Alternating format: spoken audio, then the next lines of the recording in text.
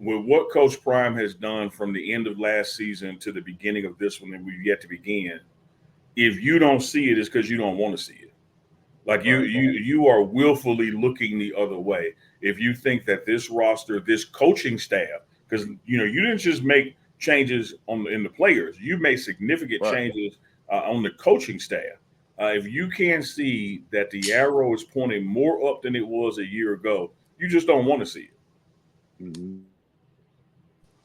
Or either you're part of just the old establishment of we got to build for 17 years or something before you can win. Well, that time has come and gone, big dog, and especially for a guy like Coach Prime and the staff that he's put together, like you said, that can bring in, identify first of all, and bring in talented guys who fits with the players you already have. As uh, player or director of player personnel Corey Phillips said on your recent interview. Give us some more gems that he dropped during that interview. As you guys can go check that out, the full thing on the pregame show page right now. Tell us some few things that Corey Phillips dropped on you. Man, I just love when he leaned into the camera and said, "Get close," because we coming. You about to see this, and I done told you. Man, the thought process that they put into not only just how they evaluate players, but if that player will fit with the current locker room. You're not just Hmm. going out there and getting the offensive lineman because he's got some good stats or good strength or good weight, good length. You're going out there getting all of that plus a guy that can work well with the other linemen you have and Shador Sanders, who fits the culture of the team, who's trying to play on Sundays, who's more focused on the NFL and not the NIL, all those little nuggets like that. And so that's the part that I'm willing to give Feinbaum a little room and say maybe he doesn't know those things. But if Right. you really look at what's going on with this program, whether it's a 30,000-foot view or a 3-foot view in the room, this is a totally revamped operation and team, organizational culture, structure, you name it. This team is built to be relevant this year. This is not a patience game or a waiting game. These guys are going to make noise this year. And Coach Prime has the pulse, of his players, of his team, and everybody around him. And people wonder how can he be so confident? How can he talk like that? How can he? Well, that's because if you'll be confident if you know what's going on around you. If you know what you have, regardless of what people think you may have. If you know, then you can be confident about that. Um, One guy that left the team, unfortunately, he's back in the news now for alleged reasons. I'll say that. And and I know you heard, but the young fella who we all wish the best for, of course, Kamani McLean, looked like allegedly there's been some problems going on down at the University of Florida, where he's now a preferred walk-on. And there's a lot of people been speculating the reasons why he's a preferred walk-on, whether they didn't have scholarships or they kind of giving him a tryout right now. Whatever it is, the word is that he's doing exactly or not doing the things that he's supposed to be doing, but going right along with some of the words that Coach Prime said upon his exit. How do you feel about Kamani McLean and the current issues going on with the young fellow? Well, one thing I want to just start with, whether he was at Colorado or now at Florida, wish him nothing but the absolute best and all success in the world, and anything that any coach in America can do to help a guy succeed. They're going to be willing to do it, particularly a young black man, from Florida, as Coach Fromm likes to call them Florida boys. So really pulling for him and hopes he can make it in Florida or get somewhere where he can make it. Having said that, when he departed from Colorado. And Coach Prime was really silent about a lot of the issues leading up to that departure. He threw some shots back. Talked about that he wanted to go play where he could be developed and go play where it wasn't about clicks. And so when I see the alleged issues that are taking place at Florida, and some people have said that are speculated that it's going to lead or has led to a dismissal from the team. I can also say I'm really not that surprised because we've seen that movie before. I was in the room when Coach Prime gave him 3 opportunities and 3 specific things to do in order to start the next week, and he failed or did not even really make an effort at doing any of the 3. Like he hit the trifecta on it, and so I think there were some issues with his desire to play, his willingness to play, or at least play in the Coach Prime system. And when you shoot shots and saying that you didn't think you could be developed there, when you got a Kevin Mathis who played secondary NFL, when you got Rob Livingston, who was a scout and coach for the secondary NFL, and when you got Coach Prime, who is a Hall of Famer in the secondary in the NFL, I don't know what you're looking for to be developed.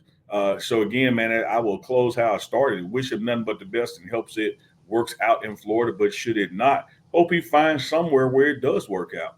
But I think that people will see that this was not a Coach Prime issue because you didn't have Mhm. anybody else leaving, saying the same thing. And then if the same thing happens at another place, maybe the problem wasn't your location. Maybe you're the problem, and you keep moving the problem because the problem is you. Oh man, common denominator is what it goes back to.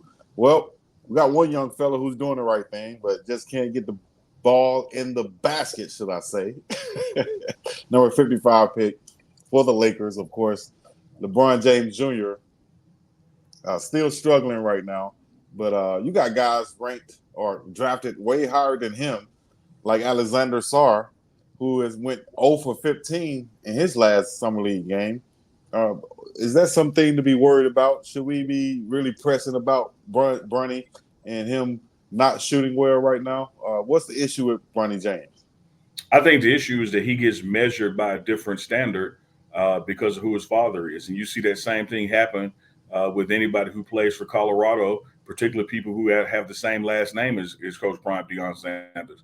So it's the same sheet of music, same song, where people just want to have a different level of scrutiny in what they say is successful or not. I think the just or fair thing to do is not compare Bronny's numbers to other people's numbers unless they were picked 55 or later. Because when you look at summer Mm-hmm. league and you see people picked in the top 10 and they're struggling because they're rookies. They're struggling because it's a new environment. But you've also seen, as Paul Pierce pointed out, you've seen guys kick nothing but butt in the summer league, and then when the Right. season starts, they disappear, get cut, don't even make it through training camp. I think summer Yeah. league is just that. It's just an evaluation.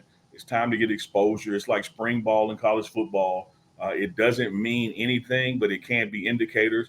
And I think there are some indicators that Bronny needs to, work on his shot. And I think right now it's probably a confidence thing more than an Mm-hmm. ability thing and just blocking out that noise. But when you look at people drafted number 2 overall and drafted in the lottery in the top picks, and they ain't making buckets either, I just say, Right. man, give Bronny some time. Like he will prove that he is capable of playing in the NBA. I think so. Also, we've seen Trey Young struggle in his summer league game. He You saw a did. guy like you mentioned. I think his name was Paul McCraw, something like that.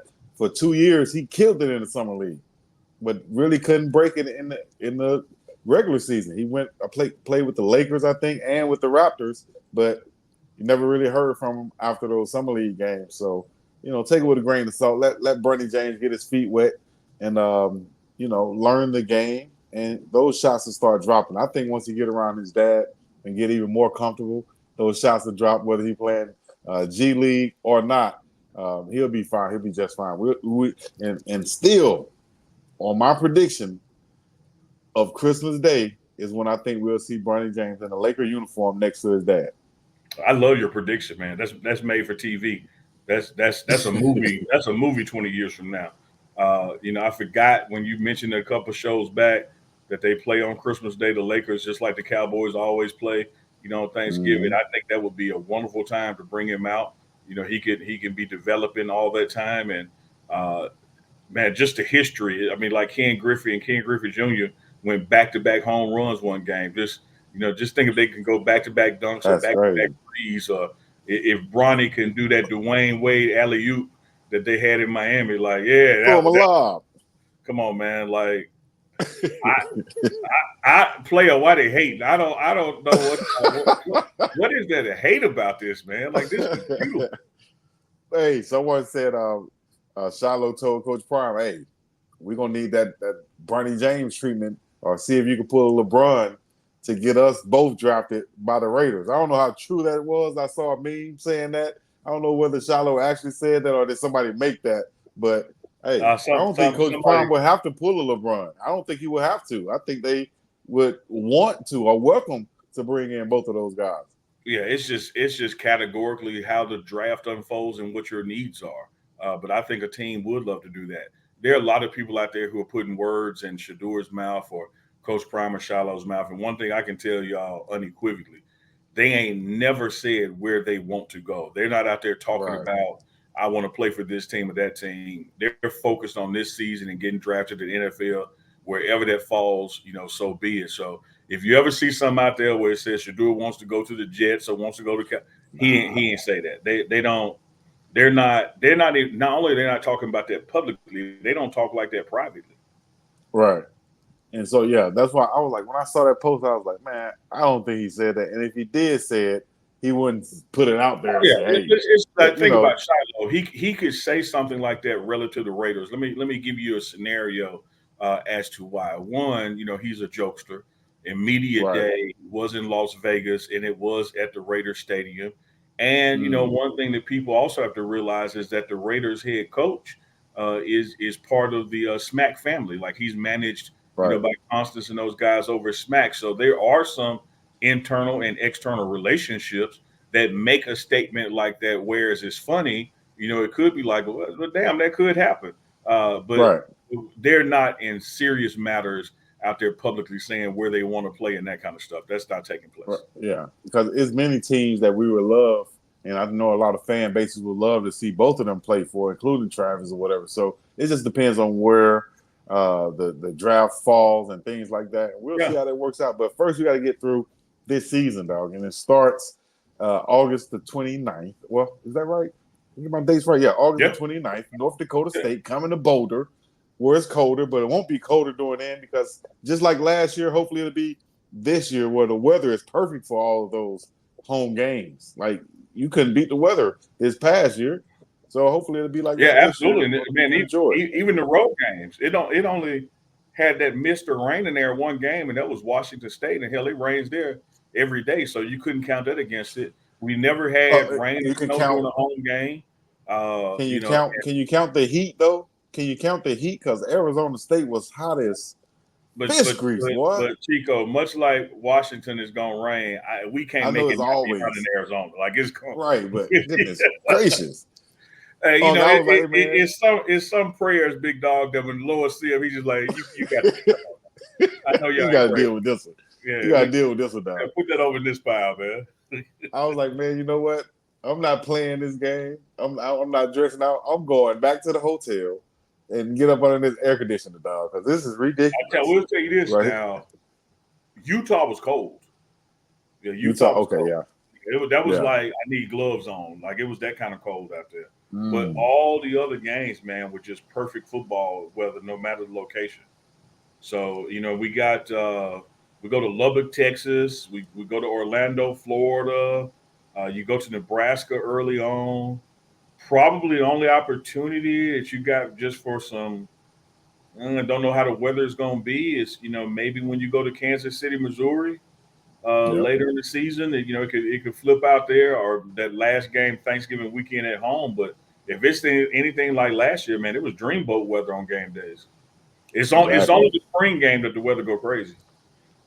Right, for whatever reason. So, hey, we'll take it if that's the case. If we can get a season of nice weather for a bad weather spring game, I think I'll take that each and every time. Coach Prime probably will too. So, hey, for everybody out there, y'all know what to do, man. Hit the like, subscribe, comment, get in the chat, let us know what y'all thinking. If you want to be a part of this, if you want to sponsor, advertise, or whatever, contact, hit us up right there. You get your ad up here. You can have us wearing your merch.